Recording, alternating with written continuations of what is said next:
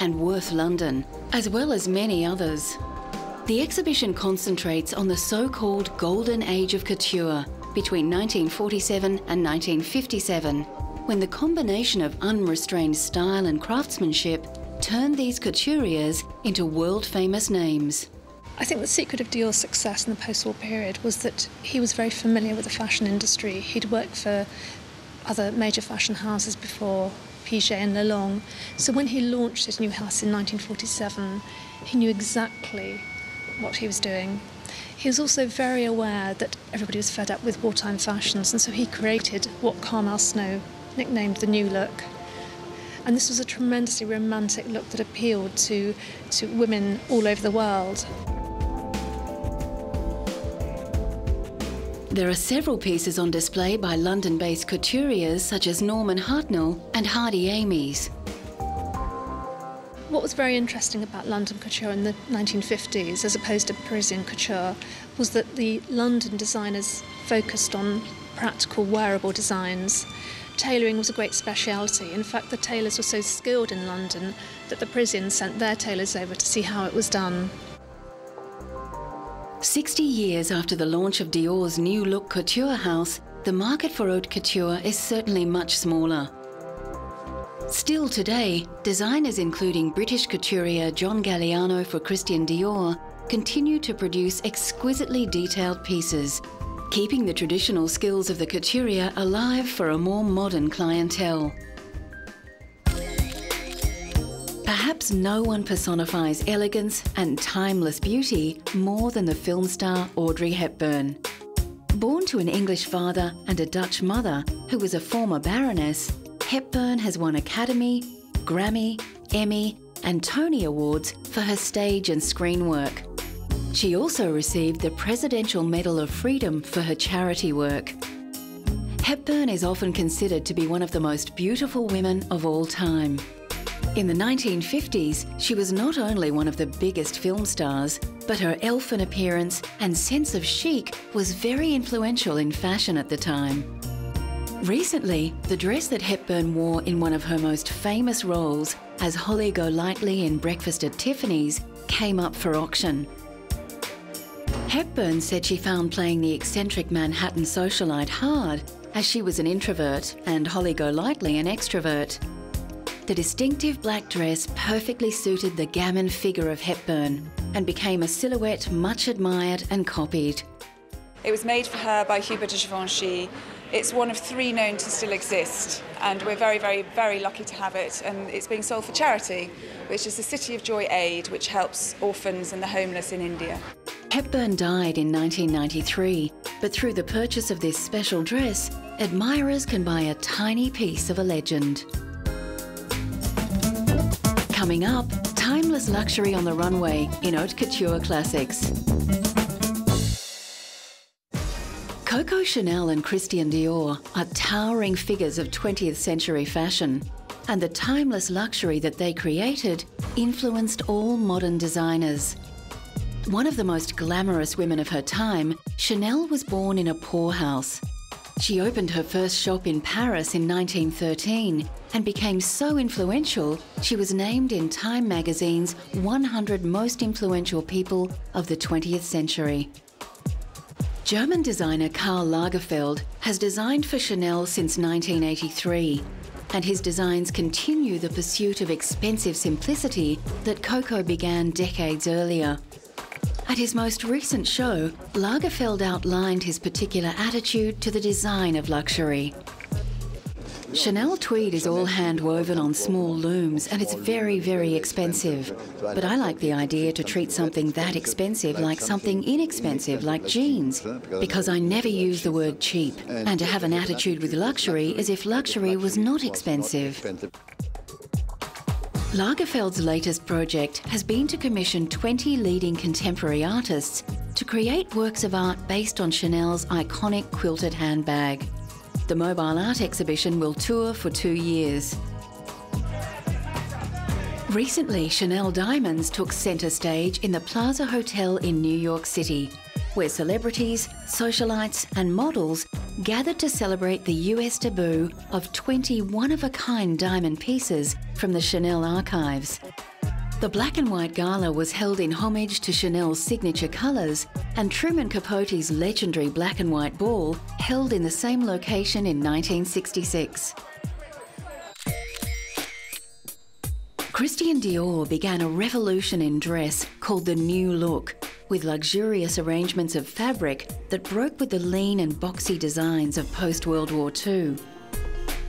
Under family pressure to pursue a diplomatic career, Dior originally studied science, but he was always drawn to the arts and to fashion. As a student, he sold sketches on the streets of Paris to raise money.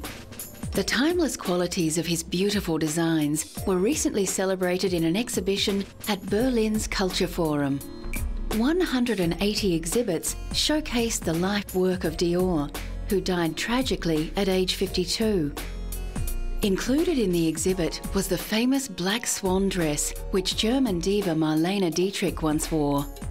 Christian Dior was one of the early fashion designers who understood how to implement the total look, fashion as a whole. This means that he not only incorporated clothes into his haute couture for his collection, he also designed accessories and intensively dealt with fashion jewellery. John Galliano is the current head of design at Christian Dior. Born in Gibraltar and raised in London, Galliano has been at the Paris fashion house since 1996, and his theatricality and love of seduction has been famously successful for Dior. Here, his haute couture Paris show is faultless in its invocation of beauty, luxury and elegance. The reason why Christian Dior has so much success with Galliano after 10 years is because Galliano brings to the House of Dior his creativity, his modernity, and he respects the heritage of Mr. Dior.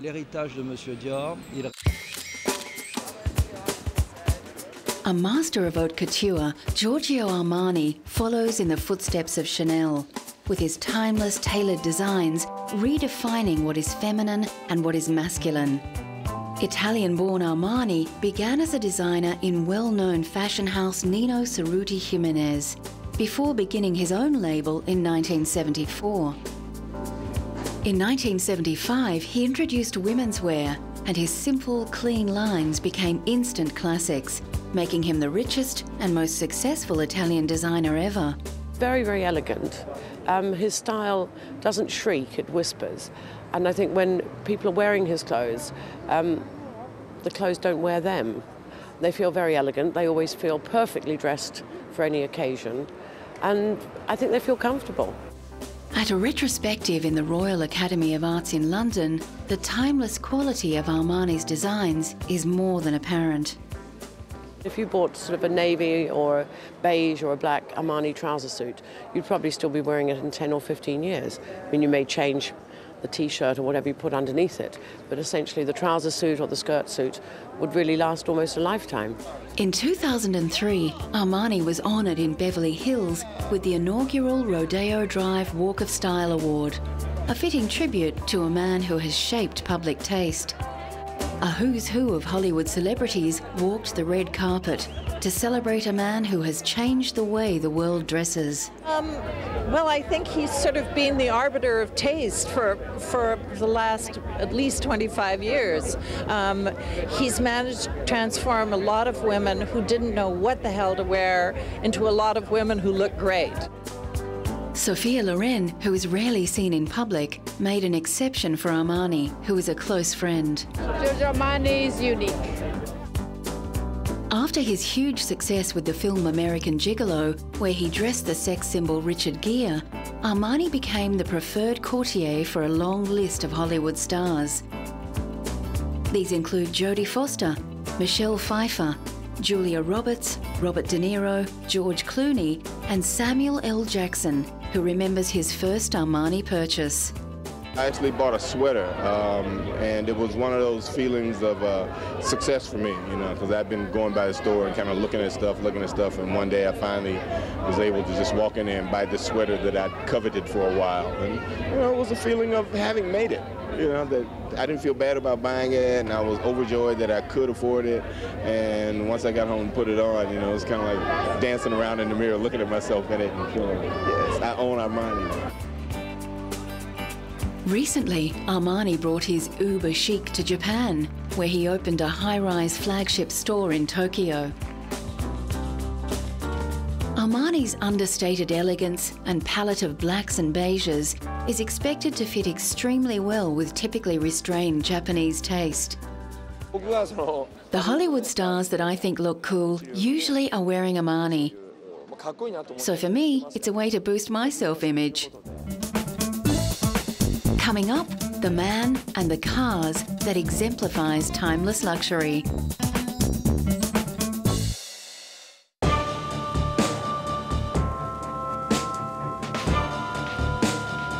If ever a man and brand defines timeless classics, it's James Bond. Some of the world's most handsome and charismatic men have played 007. The British agent who breaks all the rules, but always gets the villain. James Bond is known for his taste in fast cars, beautiful women, and dry martinis. Over 20 films have been made about his adventures, films that have earned an approximate $11 billion worldwide.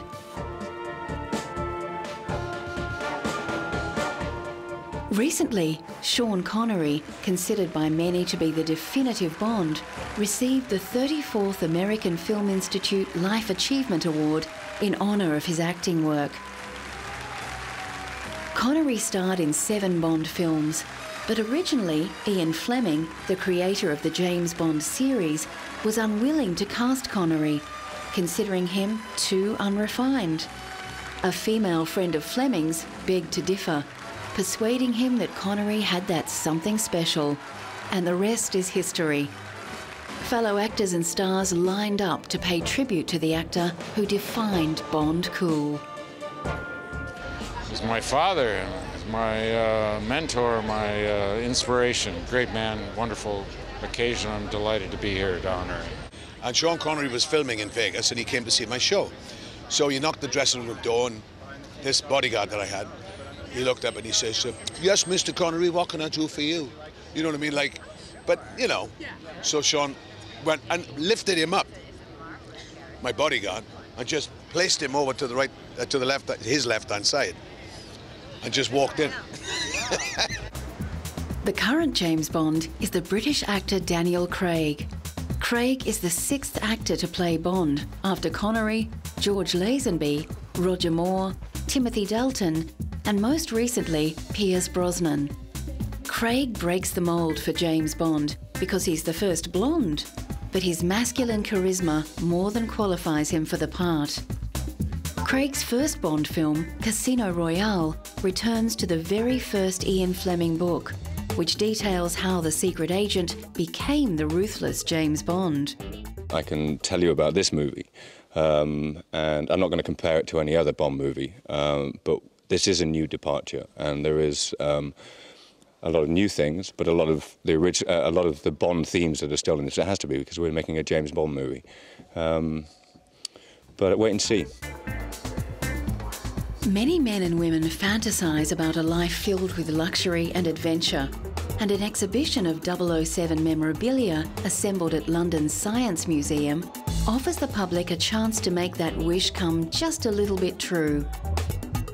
All the accoutrements of the Bond world are on display, including props, images, storyboards, costumes, and the famous Bond car, the Aston Martin Vanquish. It's your chance to become a secret agent for the day. You're given a swipe card, a little credit card thing, and you go around the exhibition finding out as much as you can about James Bond, the films, the phenomena. You're tested along the way, and then at the end of the exhibition you're rated as to whether you're going to make it into MI6 or not. Ian Fleming, the creator of James Bond, was no shy retiring writer. His adventure-filled life was on display recently at the British Imperial War Museum. Fleming drew on his own war experiences and his work as a travel writer and journalist to create the iconic secret agent. Ian was not a man of action. He'd have liked to have been one. In fact, he volunteered to go on a mission in the war, but Admiral Godfrey, his boss, wouldn't allow him to go because he was too valuable. But Bond did all the things that he couldn't do. The silver grey Aston Martin DB5 is the epitome of cool, partly because of its association with James Bond. Originally of British build and design, Aston Martins are a luxury performance car, first manufactured in the 1920s. The Aston Martin combination of timeless elegance and power has made them popular with car aficionados worldwide. Despite financial concerns and a number of takeovers, including Ford, the car continues to be manufactured today, with Aston Martin recently opening a dealership in Beijing to take advantage of the new moneyed Chinese consumer. At a recent festival in Britain, 300 cars took part in a parade, driving past the Queen and Prince Philip. 9 decades of the beautiful car help illustrate the continuing qualities that have kept Aston Martin on the Timeless Classics list. The fact that it's still here looking pretty good, really, after all those years, a lot of years of neglect, I think speaks well for the solidity and quality of Aston Martins. I think that's what people love about them. It's rather like a Rolex watch. It comes apart and goes together again with perfection. The late King Hussein of Jordan was a collector who knew and loved his luxury cars. Abdullah Hussein recently opened the museum in Jordan as a tribute to his father. And the collection of classic and vintage cars is a veritable who's who of top quality luxury cars. With over 50 on display, many of the vehicles have been used on official occasions, including the late King's coronation and public wedding celebrations. One car that can safely lay claim to the label timeless luxury is the German-built Mercedes-Benz. The choice of kings and the rich the world over, King Hussein's 1968 Mercedes 300 has a special story to tell. In this Mercedes, King Hussein survived a failed assassination attempt in Suela, and thank God no one was wounded and nothing happened to the car.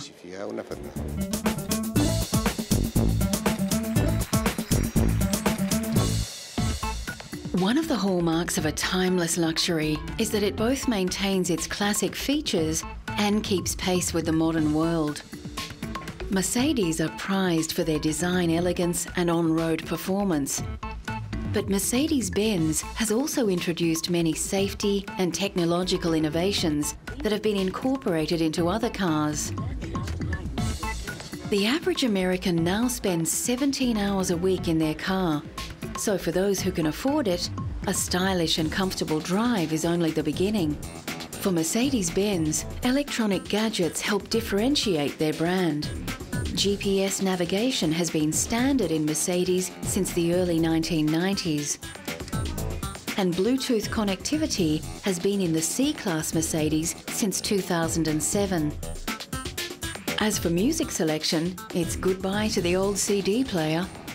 We're seeing a lot of integration of obviously MP3 players. Everybody wants an integration kit to allow their iPod or their MP3 player to come into the car and to be controlled by the car, to be controlled easily using good menus, and that's where we're going most lately, as well as super fast hard drive-based navigation systems, which is new for 2009. Many of our cars now have no more DVD drive. They're running off of a hard drive, which gives you super fast directions, really quick calculation. Some luxury brands and stars shine bright, but quickly fade. It's only with time and distance that we can say with certainty who and what will become timeless.